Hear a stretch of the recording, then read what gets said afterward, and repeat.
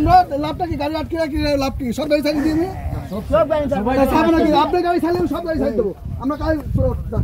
না ভাই এখন আর এটা আপনি ঝামেলা বাড়াইতেছে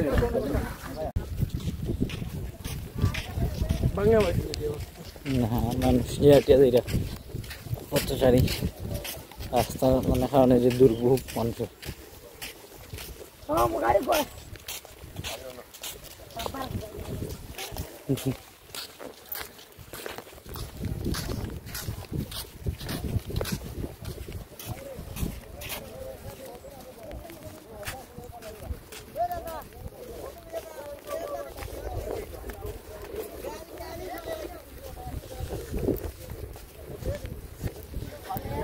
গোয়েনঘাট উপজেলা